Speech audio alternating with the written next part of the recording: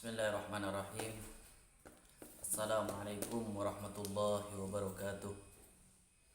Alhamdulillahirabbil alamin. Shalatu wassalamu ala asrofil anbiya'i wal mursalin wa ala alihi wa sahbihi ajma'in. Alhamdulillah nahmaduhu wa nasta'inuhu wa nastaghfiruh. Wa na'udzu billahi min sururi anfusina wa min sayyiati a'malina. May yahdihillahu fala mudilla lahu wa may yudlillahu fala hadiya lahu. Asyhadu an la ilaha illallah wahdahu la syarika lah wa asyhadu anna Muhammadan abduhu wa rasuluh. Allahumma salli wa sallim ala sayyidina Muhammadin wa ala alihi wa sahbihi ajma'in. Hamdan wa syukran lillah, amma ba'du. Tiada untaian kata yang terindah patut kita ucapkan melainkan untaian syahdu kalimat syukur alhamdulillah yang patut kita ucapkan. Telah kita bisa bertemu secara virtual. Tiada untaian kata selain kata alhamdulillah. Salatu ma'asalam yang kita haturkan kepada junjungan kita Nabi besar Muhammad SAW yang telah memberikan kita rahmat serta hidayahnya kepada kita sehingga kita bisa menikmati dan bisa menghirup rasa udara yang dingin dengan adanya Islamul Iman seperti yang kita rasakan pada kesempatan kali ini. Namun sebelumnya untuk memulai video pembahasan dari mata kuliah Tafsir BK dengan jenis tugas ujian akhir semester. Namun sebelumnya perkenalkan terlebih dahulu nama saya Abdul Khalik dari Fakultas Usuluddin Adab dan Dakwah, Prodi Bimbingan Konseling Islam, dan saya lagi menduduki di kelas B, di kelas 3B dari IAIN Pontianak. Jadi sebelumnya saya hormati Bapak Miskari LC selaku pengampu, selaku dosen di mata kuliah ini, dan teman-teman seperjuangan yang saya rindukan. Terima kasih. Namun sebelumnya pada kesempatan kali ini saya akan mengambil dua materi, yaitu penciptaan manusia dan etika dakwah. Jadi kalau berbicara masalah penciptaan manusia, mungkin dari zaman dahulu kita itu tahunya bahwa Nabi Adam itu diciptakan dari tanah liat, dan kalau kita ini bukan sebenarnya diciptakan dari tanah liat, tetapi dari nutfah, kan seperti itu. Jadi Nabi Adam diciptakan dari tanah liat itu pada ketika diciptakan Nabi Adam itu adalah kesepian, kan, sehingga terjadinya mengambil dan memohon pada Allah untuk menciptakan seseorang yang bisa menemaninya. Akhirnya diciptakanlah Siti Hawa. Jadi kalau penciptaan manusia sekarang itu bukanlah dari tanah liat lagi, tapi dari mani, dari beberapa proses yang dilakukan dari itu.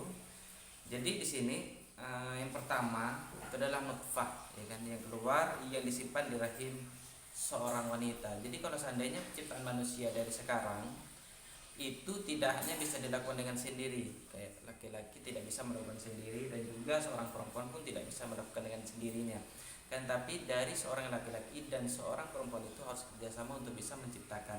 Sebenarnya itu bukan menciptakan, namun kita berusaha. Namun yang menciptakan itu adalah Allah, tapi prosesnya dan perantaranya itu adalah kita, kan, seperti itu. Kita selaku manusia yang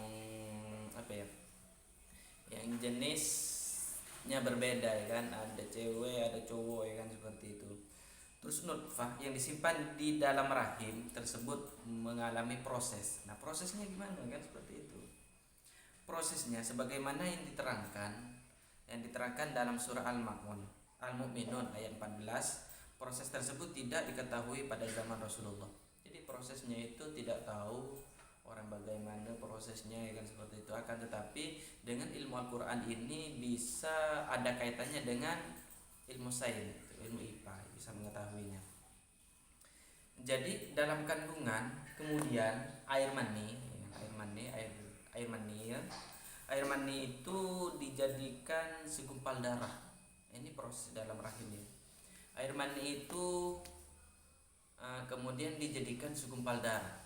Kemudian dari segumpal darah itu diciptakanlah dan dijadikan lagi segumpal daging, ya kan? Ini dari darah, ya kan? Pindah lagi ke daging. Terus setelah daging, lalu dijadikan tulang belulang, jadi tulang, ya kan? Tulang belulang, kayak seperti keras, ya kan? Terus setelah dijadikan tulang belulang ini kan ada beberapa proses, ya kan? Setelah jadi tulang belulang, lalu tulang itu dibungkus dengan daging. Kayak ini nih. Kan di dalam ini kan ada tulang yang dibungkus dengan daging, kan semuanya dalam daging ini adanya tulang yang bisa memperkuat daging. Dibungkus daging dan berbentuk lain. Bentuk lainnya gimana kan, kayak ini ada hidung, ya kan, ada telinga, ada mulut, sehingga terciptalah berbentuk seperti kita ini. Jadi dari penciptaan itu ada beberapa proses. Yang pertama itu kan darah air mani. Setelah air mani dijadikan darah, kan, dan darah dijadikan tulang belulang, dan tulang belulang dijadikan tulang itu dibungkus dari daging. Jadi ada 4, ya kan, 1, 2, 3, 4, jadi 5 proses. Setelah 5 proses dijadikan berbentuk lain kayak gitu. Pas umur kandungan 4 bulan itu baru dimasukkan dulu oleh Allah Subhanahu wa taala. Seperti itu. Jadi sempat ada dialog antara Tuhan, antara Allah dengan para malaikat. Itu dengan diciptakannya khalifah di bumi ini.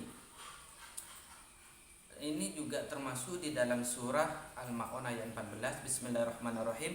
Wa idz qala rabbuka lil malaikati inni ja'ilun fil ardi khalifah. Ja'ilun fil ardi khalifah. Qalu, kan? Ataj'alu fiha ma yasfiku dima wa nahnu nusabbihu bihamdika wa nuqaddisu lak. Qala a'lamu ma la ta'lamun, kata Allah. Jadi maksudnya gimana? Wa idz qala, dan ketika Tuhanmu berkata, dan ketika Tuhanmu berkata lil malaikat, kepada para malaikat, ya kan? Lil mala pada para malaikat, inni ja'ilun fil ardi khalifah. Ini sesungguhnya saya ja'ilun fil ardi khalifah, akan menjadikan khalifah di bumi ini. Artinya seperti itu. Di situ ketika Allah berkata pada para malaikat bahwa Allah akan menjadikan khalifah, akan menciptakan khalifah di bumi ini. Jadi dengan yang seperti itu, ungkapan Allah yang seperti itu, terjadilah dialog dengan antara para malaikat. Lalu para malaikat pun berkata, berkata para malaikat, berkata mereka, kan seperti itu. Kenapa di sini dengan artinya qalu kok bisa mengartikan mereka? Jadi kita artikan bahwa qalu di sini itu adalah jamak dari asluhu qala yaqulu qaulan. Kenapa di sini jadikan qalu? Karena qalu ini diletakkan wawu jamak, sehingga mengartikan jamak. Wawu jamak itu mengartikan pada mereka, orang banyak, kan. Jadi qalu ini mufradnya adalah qala. Jadi mengartikan qalu. Jadi apa jawaban mereka? Qalu, berkata pada mereka, itu adalah para malaikat, bukan berarti berkata semua, tetapi mewakili salah satu para malaikat itu mewakili untuk berbicara pada Allah dalam ayatnya ini. Qalu ataj'alu may yufsidu fiha wa yasfiku dima. Ini adalah sebuah pertanyaan. Kenapa engkau menjadikan khalifah di bumi ini, kan? Sedangkan manusia itu bisanya hanya membuat kerusakan, dan juga wasfikud dima, dan akan menjadikan pertumpahan darah.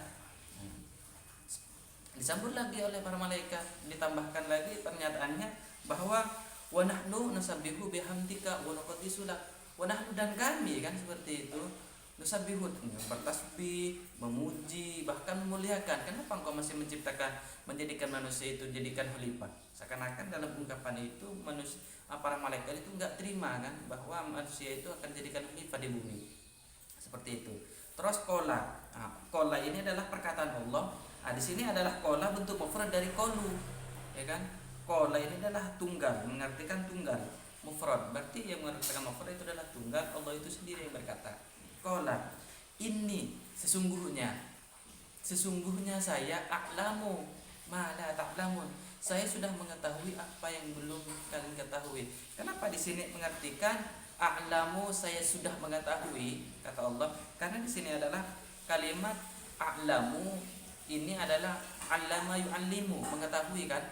Ilmu mengetahui, karena bisa mengartikan a'lamu karena adalah fi'il madhi yang ditekan alif. Kan alif itu adalah mengatakan pada saya, sedangkan a'lamu itu adalah mengetahui dan fi'il madhi. Fi'il madhi itu adalah mengartikan bahwa itu adalah suatu yang sudah lampau, yang sudah terjadi pada zamannya. Qala inni a'lamu ma la ta'lamun. Qala, berkata Tuhan pada berkatanya Allah pada ini, qala ini adalah pada para malaikat. Ini sesungguhnya saya a'lamu ma la ta'lamun, mengetahui apa yang saya sudah ketahui, yang seperti itu. Jadi itulah beberapa penjelasan singkat tentang penjelasan penciptaan manusia. Terus yang kedua itu adalah etika. Kalau berbicara masalah etika, yang kedua itu adalah materi etika dakwah. Kalau berbicara masalah etika, kita berbicara masalah adab, tingkah laku dan kebiasaan kita, ya kan. Terus dakwah itu adalah bentuk masdar dari lafaz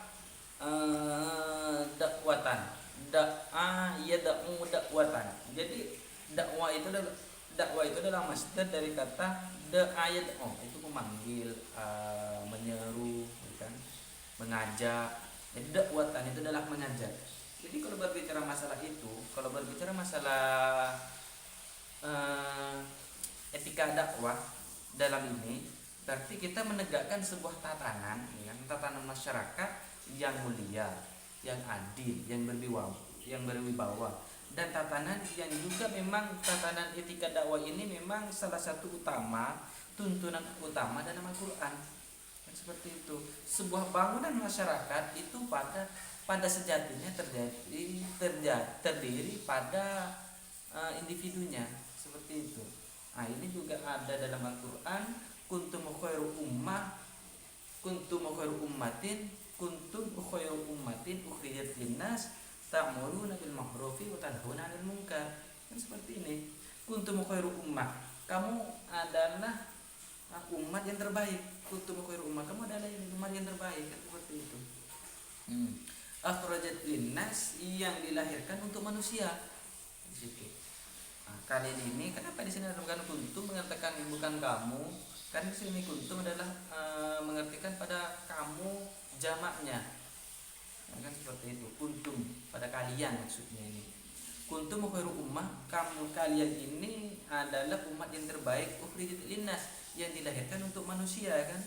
Ta'muruna bil ma'ruf, dengan untuk menyuruh kepada yang ma'ruf, wa tanhauna 'anil munkar, dan mencegah pada perbuatan yang munkar, kan seperti itu. Jadi kesimpulannya bahwa manusia itu diciptakan, yang pertama kali diciptakan itu adalah dari tanah.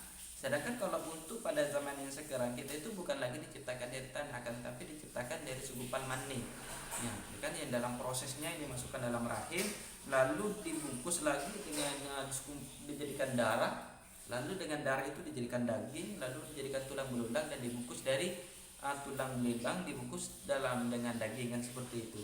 Dan sehinggalah berbentuk lain, dan ketika lahir bentuklah seperti kita.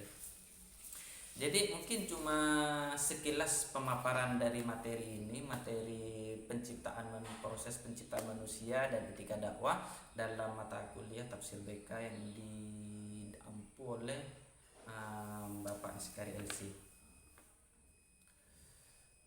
Jadi selanjutnya mungkin cukup dari saya. Kurang lebihnya wabillahi taufiq wal hidayah. Assalamualaikum warahmatullahi wabarakatuh.